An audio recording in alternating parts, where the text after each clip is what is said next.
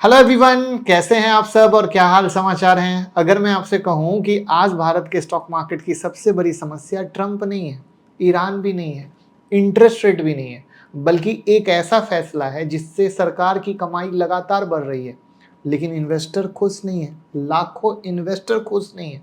और सबसे बड़ी बात, सरकार ने संसद में साफ बोल दिया, LTCG टैक्स हटाने का भैया मेरा कोई फिलहाल इरादा नहीं है।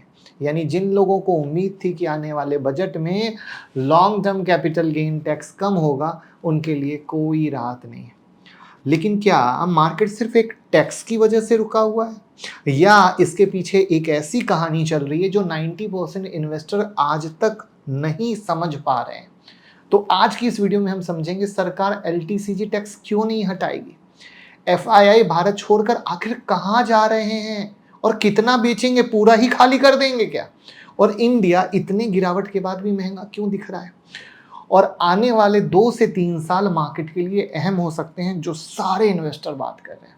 वीडियो के आखिर तक रुकिएगा क्योंकि अंत में मैं आपको एक ऐसा डेटा दिखाऊंगा जो आपके इन्वेस्टिंग का नजरिया बदल देगा। लेकिन पहली बार आया तो चैनल को सब्सक्राइब करके बेल आइकॉन हिट कर देना दोस्तों, जिससे बहुत लर्निंग भरी वीडियो बनाते रहते हैं तो आपको पता चलेगा। मैं मॉर्निंग में लाइव आता हूं 7:30 AM को, वो भी आपको पता चलेगा, वो भी मिस ना करें। अगर आप रहना चाहते हैं दूसरों से आगे तो हमारी YouTube मेंबरशिप को ज्वाइन कर लीजिएगा, जहां पे हम स्टॉक मार्केट की न्यूज़ माइक्रो मैक्रो वो देते हैं जो आप दूसरों से आगे रखता है, और वो हिडन न्यूज़ आपको कहीं मिलेगी नहीं। आप एक बार 1 महीना ज्वाइन करें, आपको लाइफ चेंजिंग लगेगा। और स्टॉक मार्केट की न्यूज़ चाहते हैं तो हमारे टेलीग्राम या मोबाइल ऐप को डाउनलोड कर सकते हैं। टेलीग्राम चैनल का लिंक भी डिस्क्रिप्शन में है, और मोबाइल ऐप मुकुल अग्रवाल नाम से एंड्रॉयड और iOS पर है, जहाँ पर हम live session, free strategy, unlimited चीज़ देते हैं, IPO की न्यूज़। तो टेलीग्राम को चेक करें, ऐप को चेक करें, ऐप को यहाँ से स्कैन करके भी ज्वाइन करें, सारी लिंक डिस्क्रिप्शन में, एक बार चेकआउट जरूर करें। तो देखिए, हर इन्वेस्टर क्या चाहता है, टैक्स कम हो, लेकिन सरकार इन्वेस्टर का नहीं, रेवेन्यू की भाषा समझती है। डेटा से बताता हूँ, 2021 में सरकार को कैपिटल गेन टैक्स से करीब 25,000 करोड़ मिले, और 2025 तक ये आंकड़ा बढ़कर 72,000 करोड़ के करीब पहुंच गया। और फाइनेंशियल ईयर 2026 के बजट एस्टिमेट के मुताबिक ये कलेक्शन 1.25 से 1.30 लाख करोड़ के पास पहुंच सकता है। यानी 5 साल में करीब 5 गुना बढ़ोतरी। होश उड़ गए ना? तो आप सोचिए कि अगर आपकी दुकान की कमाई 5 साल में 5 गुना हो जाए तो क्या आप उस प्रोडक्ट की कीमत कम करेंगे? नहीं ना। तो सरकार भी यही कर रही है। इसीलिए संसद में साफ और स्पष्ट जवाब दिया कि भैया LTCG टैक्स हटाने का हमारा कोई फिलहाल इरादा नहीं है। लेकिन सवाल ये आता है, जो हमारे इंडियन मार्केट का सबसे बड़ा टर्निंग पॉइंट बना, क्योंकि कोविड से लेकर 2024 तक आपने तेजी देखी, बट बजट 2025 में सरकार ने long term capital gain tax 10% से बढ़ाकर 12.5% कर दिया। यानी परसेंटेज वाइज देखें तो करीब 25% की बढ़ोतरी, और short term capital gain tax देखें तो 15% से बढ़ाकर 20% तक कर दिया। यानी करीब 33% ज़्यादा की बढ़ोतरी। यानी भैया कहा कि देखा 4 साल में तो रिटर्न दबा के बन रहा है, इन्वेस्टर भरपूर आ चुके हैं, टैक्स ले लो। इसलिए जब इतना टैक्स बढ़ा तो इन्वेस्टर को उम्मीद थी कि शायद अगले बजट में राहत मिले, बट कैसे मिलता, बढ़ाया ही था लेने के लिए, तो अगले बजट में राहत कहां से दे देते। तो मुझे तो, अगर आप पुराना फॉलो करते होगे तो मैंने क्लियर कट कहा था कि भैया सरकार का कोई इरादा नहीं है, बढ़ाई ही इसलिए है कि आपसे ज्यादा ले सके। अब यहां पर ट्विस्ट है, लोग सोचते हैं कि मार्केट इसलिए नहीं चल रहा कि टैक्स ज्यादा है।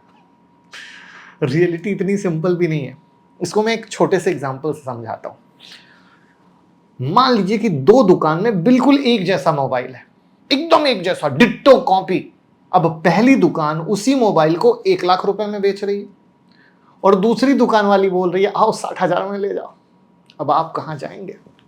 साफ सी बात है, दूसरी दुकान में जहां सबसे सस्ता मिल रहा है, 40,000 रुपया नीचे। बस, तो यही काम पूरी दुनिया के बिग इन्वेस्टर भी करते हैं।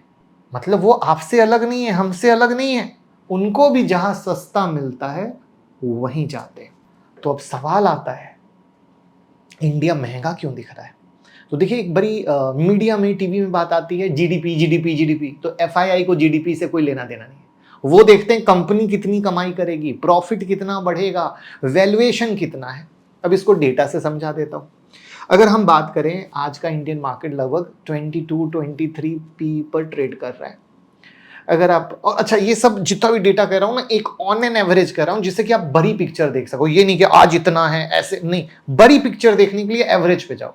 चाइना लगभग 10 से 11 पी पे, ब्राजील 8 से 9 पी पे, साउथ कोरिया ऊपर गया था, इसलिए मैंने क्या कहा, ऊपर को भूल जाओ, एक एवरेज की बात कर रहा हूं, करीब 11 से 12 पी पे।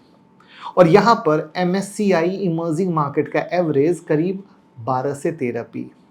यानी देसी भाषा में अगर हम बात करें तो इंडिया बाकी इमर्जिंग मार्केट की तुलना में लगभग 80% तक प्रीमियम वैल्यूएशन पर ट्रेड करता रहा। तो 4 साल तो किया कोविड के बाद, फिर टैक्स की कहानी आ गई, लेकिन वहां पर एक लूप होल फंसा, जो मैं कहा ना कि वीडियो को लास्ट तक देखना। वैसे गिरावट के बाद प्रीमियम पहले जितना नहीं रहा है ये भी बता दो, लेकिन आज भी इंडिया दुनिया के सबसे महंगे मार्केट में शामिल है। अब सोचिए, आपको एक ही क्वालिटी आधे भाव पे मिल रही है तो पैसा कहीं जाएगा। तो FI भी बोल रहे हैं भैया पैसा वहीं जाएगा जो हमको सस्ता देंगे। ठीक है, तो अब सबसे बड़ा सवाल, क्या FII इंडिया छोड़कर भाग रहे हैं? नहीं, यहां पर भी आप गलत हैं। वो सिर्फ पैसे को रोटेट कर रहे हैं। अब कैसे रोटेट कर रहे हैं इसको समझने की कोशिश कीजिए। तो सबसे पहले कहां गए? चाइना, क्योंकि वहाँ वैल्यूएशन काफ़ी सस्ती है, सरकार लगातार स्टिमुलेशन दे रही है, टेक्नोलॉजी सेक्टर में रिकवरी की कहानी बढ़ी, तो वो पहले चाइना के साथ गए, गले मिलानी कर लिए। फिर आता है साउथ कोरिया, जहाँ बूम आया AI मेमोरी चिप का, तो सैमसंग, SK हाइनिक्स जो सबसे ज़्यादा वेटेज होल्ड करता है साउथ कोरिया में, और ये दोनों शेयर गिर जाएं तो साउथ कोरियन मार्केट का कॉस्ट भी गिर जाएगा, बढ़ जाए तो बढ़ जाएगा। तो ग्लोबल AI डिमांड का फायदा उठाने के लिए कहे भैया साउथ कोरिया सस्ता, उधर चलते हैं। फिर आता है ताइवान, जहां TSMC जैसी कंपनी पूरी AI रिवॉल्यूशन की रीढ़ की हड्डी बनी हुई है, फिर चले गए वहां।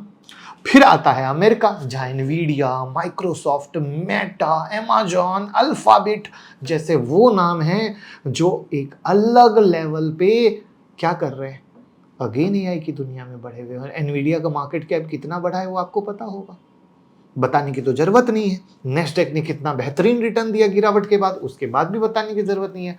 फिर ये आते हैं ब्राजील, जहां कमोडिटी स्टॉक यानी आयरन ओर, ऑयल जैसी चीजें सस्ते वैल्यूएशन पे मिल रही थी, ये चले गए वहां। यानी देखो कैसे कैसे कब कहां सस्ता मिल रहा है वहां वहां जाते जा रहे हैं मोहब्बत में। तो ये इनको नाराजगी हुई? नहीं हुई ना, बल्कि दुनिया में जहां जो मार्केट सस्ता और आकर्षक दिखा, एक बिजनेसमैन की तरह हम भी वही करते हैं। ये भी अपने पैसे को रोटेट करके फायदा लेने की कोशिश में लगे हुए हैं। वहां पर एक डेटा जरूर है जो इनको वापस इंडिया ला सकता है, उस पर हम आएंगे आगे, भूलिएगा मत। लेकिन यहां तक समझाने का तरीका पसंद आया तो वीडियो को लाइक जरूर कर दीजिएगा। अब सबसे मजेदार डेटा, 2024 में FII ने इंडिया में करीब 2.08 लाख करोड़ की नेट बाइंग की थी, बराबर। लेकिन 2025 की बात कर लें तो यही फॉरेन इन्वेस्टर करीब 1.27 लाख करोड़ के नेट सेलर बन गए। यानी 2024 buying buying buying, 2025 selling selling selling, यानी करीब एक साल में 3.35 लाख करोड़ का स्विंग। और 2026 का डेटा मैं आपके लिए छोड़ रहा हूं, मुझे बताओ 2026 में जनवरी से लेकर जुलाई तक अभी तक इन्होंने टोटल कितना माल बेचा है? कमेंट में जरूरी है बताना, मैं खुद देखूंगा किसने सही बताया है और किसने गलत। अब इतना बड़ा पैसा एक मार्केट से निकलकर दूसरी मार्केट में जा रहा है, तो उसका असर दिखेगा कि नहीं दिखेगा? वही वजह है कि पिछले कई महीनों से हमारे मार्केट की चाल पहली जैसी बिल्कुल नहीं रही है और मार्केट तड़प रहा है। तो अब यहां पर एक सवाल आएगा कि जब FII इतना बेच रहे हैं तो हम क्यों नहीं टूटे, हम क्यों क्रैश नहीं किए? क्योंकि अगर आप में से जो भी वीडियो सुनने वाले 10 साल पुराने, 15 साल पुराने इन्वेस्टर होंगे तो उनको पता होगा कि FII ने जो इतना बेचा है ना दोस्तों, अगर ये 10 साल पहले बेचा होता तो हमारे मार्केट की वो वाट लगती कि जो कहते हैं ना कत्ले आम मचना, तो वो कत्ले आम मच जाता। ठीक है, एकदम क्लियर कट। क्योंकि मतलब मार्केट उस तरीके से टूटता जिसको कहते हैं ताश के पत्ते बिखर जाना, वो बट क्यों नहीं हुआ? जस्ट आपके कारण। क्योंकि भारत के स्टॉक मार्केट में एक साइलेंट आर्मी तैयार हो चुकी है, नाम है डोमेस्टिक इंस्टीट्यूशनल इन्वेस्टर यानी DII। अब इसमें कौन कौन आते हैं? म्यूचुअल फंड आती है, इंश्योरेंस कंपनी आती है, पेंशन फंड आती है और भारतीय फाइनेंशियल इंस्टीट्यूशन। और आज की सबसे बड़ी सच्चाई ये है, जब FII बेच रहे थे तब इंडियन इन्वेस्टर खरीद रहे थे। और यही वजह है कि भारत का मार्केट पूरी तरीके से नहीं टूटा, या जो टूटा वहां से कवर भी हर बार किया, गिरा उठा, गिरा उठा। अब डेटा समझिए, मैंने कहा था कमेंट में बताने के लिए ना, 2026 में FII ने कितना बेचा, उम्मीद करता हूं आपने लिखा होगा, लगभग 2.7 लाख करोड़ की सेलिंग, यानी 2025 से ज्यादा, और 2024 में जितना खरीदा था उससे ज्यादा। लेकिन उसी दौरान पता DII ने कितना खरीदा?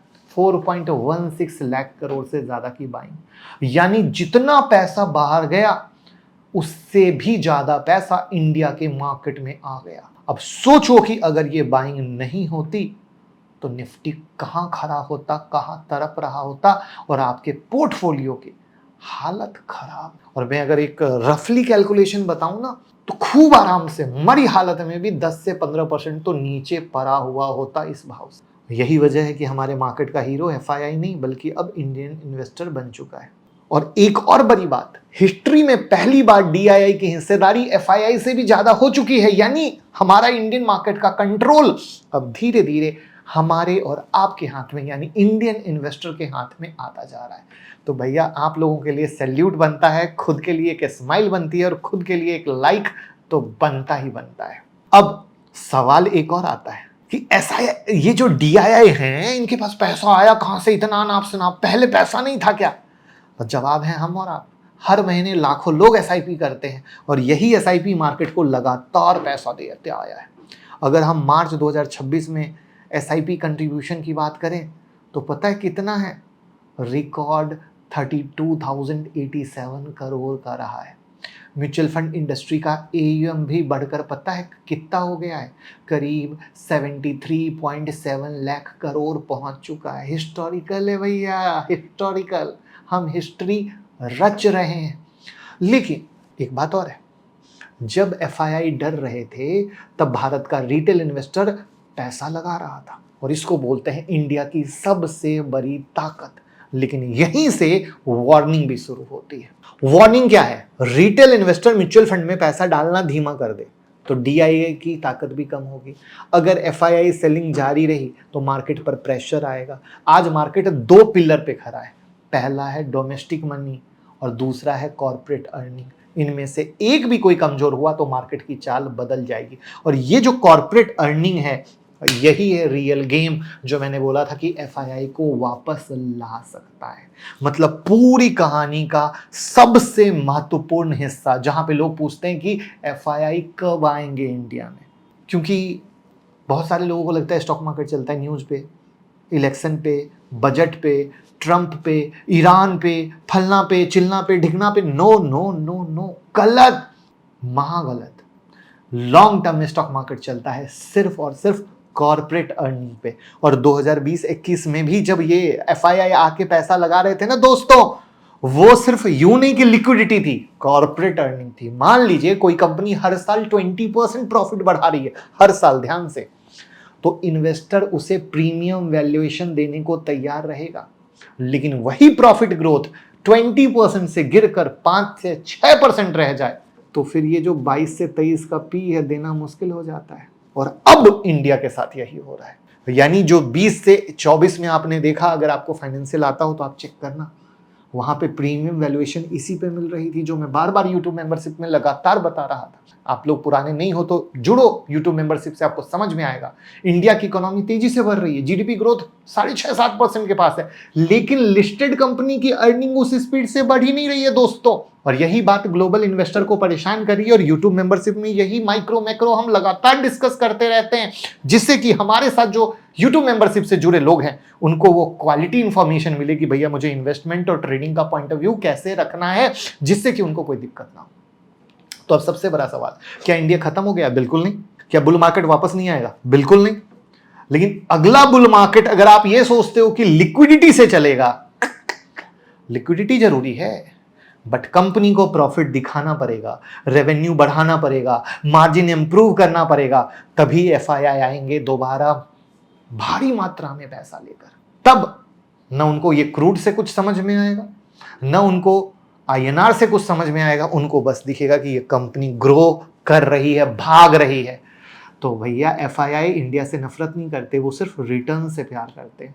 जहां बेहतर रिस्क वर्सेस रिवॉर्ड मिलेगा, पैसा वहीं जाएगा। यानी जिस दिन इंडिया की अर्निंग ग्रोथ फिर से मजबूत होगी, उसी दिन फॉरेन मनी भी इंडिया में आएगा। प्लीज कमेंट में बताएं कि क्या आप मेरी बात से एग्री करते हैं या नहीं। तभी मेरे इस कंटेंट की जीत होगी, तभी मैं आपको समझा पाया, मेरे समझाने की जीत होगी।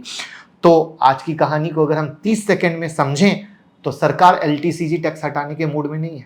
क्यों? क्योंकि टैक्स कलेक्शन रिकॉर्ड लेवल पे पहुंच गया है और एफआईआई हमेशा के लिए इंडिया छोड़कर नहीं गए। उनको जहां सस्ती वैल्यूएशन मिल रही है वो वहां जाकर पैसा कमा रहे हैं और इंडिया में वो वापस तभी आएंगे जब अब कॉर्पोरेट अर्निंग उनको दिखेगी। बट वो दिखती बड़ी मुश्किल दिख रही है क्योंकि क्रूड के महंगे होने से कंपनियों की अर्निंग पर इस सीजन भी देखो रिजल्ट आने शुरू हो गए, कोई खास नहीं है। और अगले क्वार्टर के भी जब रिजल्ट आएंगे उस पे तो क्रूड का और मोहब्बत से असर दिखने वाला है।